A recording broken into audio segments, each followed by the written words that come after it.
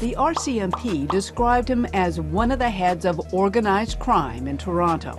This reveals a major international narcotics conspiracy involving both heroin and cocaine. If you live in Toronto and hear Commisso Brothers, the first thing that might come to mind is the Italian bakery chain. But if you look deeper, the story becomes more complex than just bread and pastries. It's a story of blood and power that traces its origins back to Calabria, Italy in the 18th century. Today, we are going to look into the story of the Commisso brothers, their relationship with the Mafia, and the rise to power within the notorious Siderno Group. Not much is known about the family history of the Commisso brothers before they began their life of crime. According to the Encyclopedia of Canadian Organized Crime, a man named Girolamo Commisso, a soldier in the Siderno locale of the NDRANGHETA, was murdered sometime around 1948 in Italy, leaving behind a widow and 3 sons who vowed to avenge his death. Those sons, Rocco Remo, Michele, and Cosimo, would be part of what eventually became known as the Commisso Brothers, and would go on to take charge of one of Canada's most notorious mafia organizations, the Siderno Group, and be major players in the Canadian underworld for decades. But before we get into how they achieved this, we need to understand their history with the NDRANGHETA and how they ended up in Canada. If you've never heard of the NDRANGHETA before, that's because they want it that way. The NDRANGHETA is a mafia-type crime syndicate that was formed in Calabria, Italy as far back as the 18th century. They're considered the richest and most powerful organized crime group in the entire world, and are estimated to rake in over $60 billion a year from their illicit operations. For many decades, they only operated within the shores of Italy, alongside the famous Sicilian Mafia. However, this would all change in the 1950s, when Siderno native Antonio, the undisputed boss of the NDRANGHETA, would send members to populate the New World, which referred to the West, and expand the NDRANGHETA presence into countries like the USA, Canada, and Australia. One of these members was Michele, who settled in Toronto in 1952. He was followed by a number of crime families from the Siderno locale, which meant the presence of Mafia in Toronto slowly increased, and these families would form what would eventually be known as the Siderno Group by the Canadian authorities. The Toronto area Siderno Group included many crime families who operated in Ontario, but usually took orders from the Board of Control based in Calabria. Although proximity to the United States played a role, it is believed by authorities that the secretive banking systems used in Canada encouraged many of the Siderno-based families to move, because it meant that it was ideal for money laundering.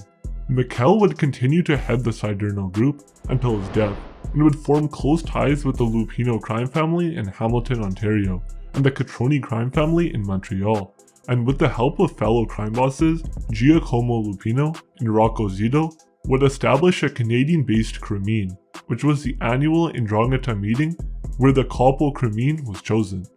These annual meetings were also used as a platform to discuss future strategies and settle disputes among local groups, and exercised supervision over the activities of all NDRANGHETA groups, so there was a strong emphasis placed on the temporary character of the position of the Crime boss, with the new representative being elected at each meeting.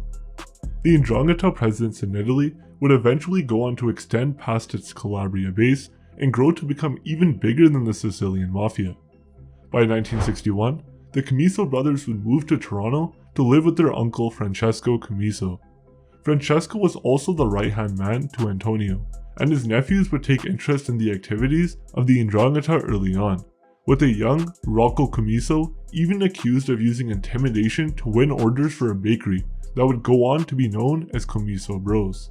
During the early 70s, factions would begin to form within the NDRANGHETA, mostly between the older generation who wanted to keep all the NDRANGHETA traditions like loan sharking and extortion intact, and the younger ones who were looking for more ways to leverage their powers into getting wealthier, such as kidnapping and drug trafficking, and the formation of a secret society within the NDRANGHETA called La Santa.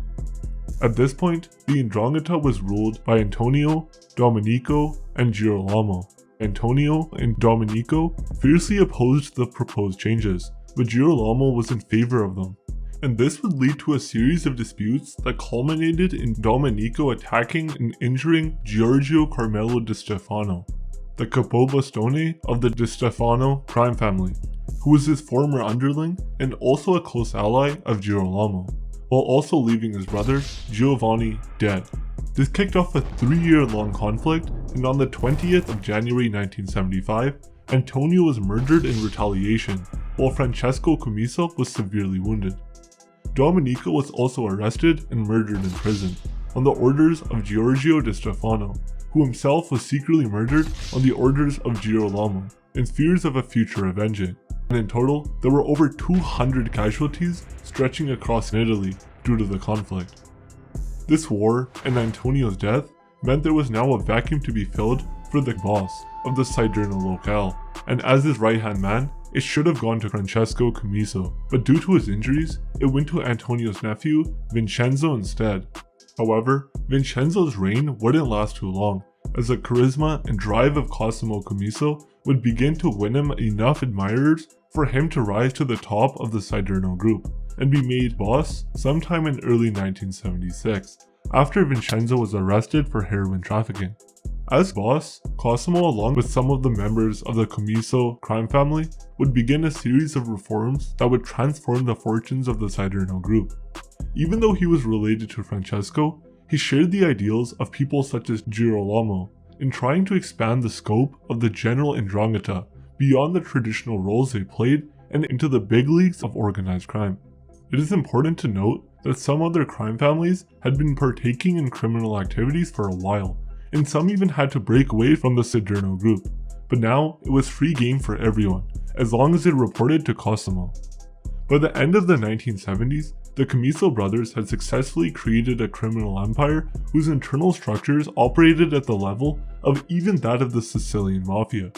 With their connection to powerful mafia families, they helped make the 'Ndrangheta so adept at drug trafficking that they would begin to control the trade of around 80% of the cocaine that went into Europe, by making multiple shipments directly from South America to a port in Calabria, which they basically controlled. There was a boom in heroin demand in the USA around this time, so they would also reportedly traffic heroin in tins of tomatoes from Sicily into the US via Montreal, and distributed through pizza parlors in an operation that would go on to be called the Pizza Connection. The 'Ndrangheta also now engaged in practices such as the distribution of counterfeit money, insurance, land fraud, and contract killings, amongst others. And in a matter of years, they had gone from petty extortion to raking in billions of dollars each year, as well as having significant political powers. The second role of the Commisso family in Ontario be an umbrella organization for the Calabrian clans of the area, by working with others at the borders. And there are documented links between individuals working for the Magadino family in Buffalo.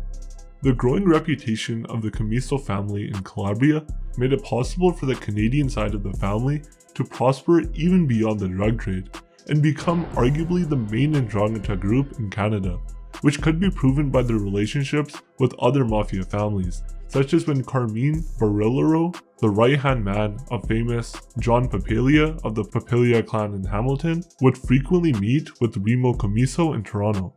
It is said that Papalia had a prominent role in the Pizza Connection venture, where pizza parlors were used as a front to distribute millions of dollars worth of heroin, and he reportedly once acted as a mediator between Remo Commisso and others in the Siderno Group in Toronto, when an internal feud in 1971 risked altering the power dynamics within the group.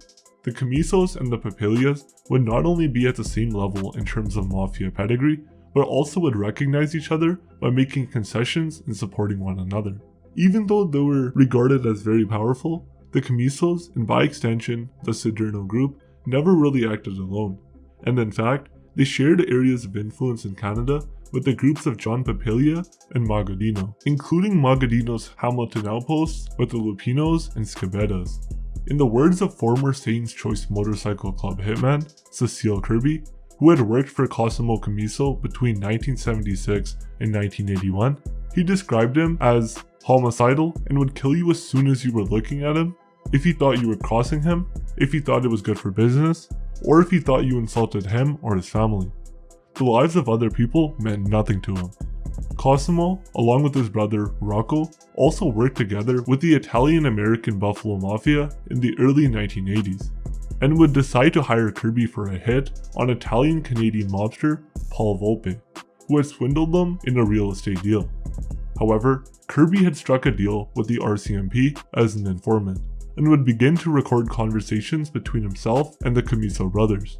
In one of the conversations, Kirby would ask about Volpe, and Cosimo would respond by saying he was waiting for permission, giving the impression that he wasn't the one calling the shots.